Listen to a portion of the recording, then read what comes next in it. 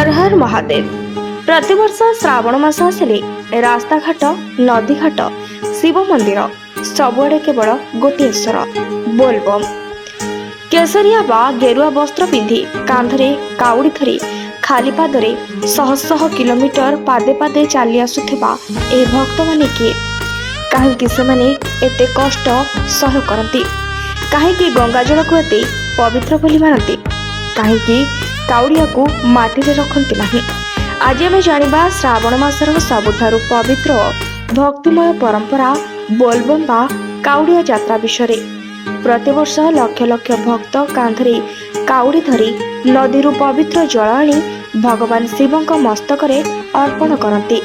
किंतु केबे भाबिछन्ते कि बोलबम यात्रार आरंभ केमिति हेला?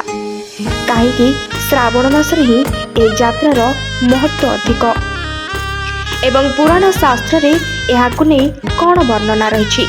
आज रे भिडियो रे आमे ए सब प्रश्नर उत्तर एक सुंदर आध्यात्मिक कहानी माध्यम रे जानिबा।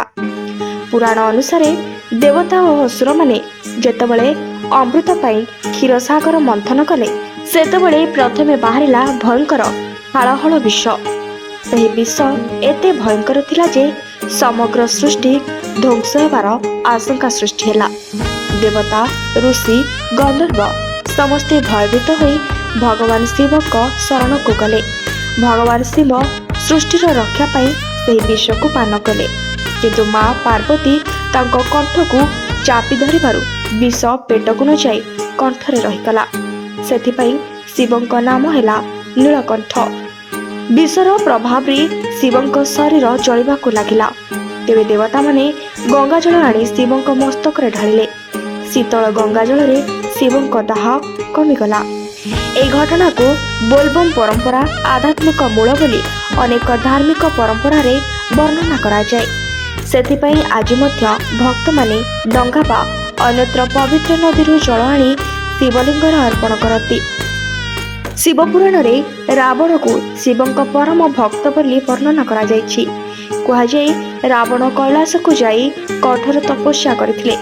दीर्घ साधना परे से गंगा जल रे शिवଙ୍କ अभिषेक करी तांको प्रसन्न करथिले। एही घटना मध्य जलाभिषेकर महत्व को आहुरी बढ़ाई थाए। तेबे काहेकि कांधरे काउडी कुआ जाय? काउडी केवल बाउंसर एक दंड नुहे, यह मनुष्यर जीवनर प्रतीक। काउडीर दुई पार्श्वर थिबा कलश जीवनर सुख और दुख को प्रतिनिधित्व करे। कांधरे समान भाव में बोही चलिबार अर्थ जीवन रे संतुलन रखिबा। काउडी को भूमि रे न रखिबार अर्थ हेउछि निजर संकल्प और भक्ति को केबे भी तळको खसिबाकु न देबा। शास्त्र अनुसार खाली पादरे चलिबा विनय त्याग और तपस्यार प्रतीक। खाली पादरे चलिबार कष्ट सही भक्त निजर अहंकार को त्याग करी भगवान का शरण को जाए। यह यात्रा शरीर नुहे मन और आत्मार मध्य परीक्षा। श्रावण मास भगवान शिव का अत्यंत प्रिय मास बोली धार्मिक परंपरा रे मान्यता रही। यही समय रे प्रकृति सबुज होता है। वर्षार जल पृथ्वी को शीतल करे। भक्त माने यही शीतलतार प्रतीक भाव में शिव को जल अर्पण करती। बोलबम अर्थ केवल नारा नुहे, बोल अर्थ भगवान का नाम उच्चारण कर। बम शिवं एक प्राचीन संबोधन। तेणु बोलबम अर्थ भगवान शिव का नाम नहीं जीवन पथरे आग को बढ़। भोलानाथ को भक्त माने सात्विक खाद्य ग्रहण करने सह मद मांस और निशा द्रव्यु दूरे रुहति। सत्य कहवा सह ब्रह्मचर्य पालन करती। सबुबले ओम नमः शिवाय और बोलबम जप करती। एही नियम गुड़िक भक्तଙ୍କ मन को पवित्र करिवार एक साधना भाव देखा जाए। बोलबम यात्रा आमको शिखाए सेवारे ही सर्वोच्च सुख अछि। त्याग बिना भक्ति पूर्ण हुए नहीं। अहंकार छाड़िले भगवान को कृपा मिले। शिव केवल मंदिर रे नुहे प्रत्येक जीवरे वास करती। शिवपुराण और स्कंद पुराण रे शिव भक्ति जलाभिषेक और श्रावण मासर महत्व विस्तृत भावे वर्णित। भिन्न भिन्न अंचल रे काउडिया यात्रार विचार और कथारे किछि पार्थक्य थिले मध्य मूल भावना हेउछि भक्ति, संयम, तपस्या और शिवଙ୍କ प्रति समर्पण।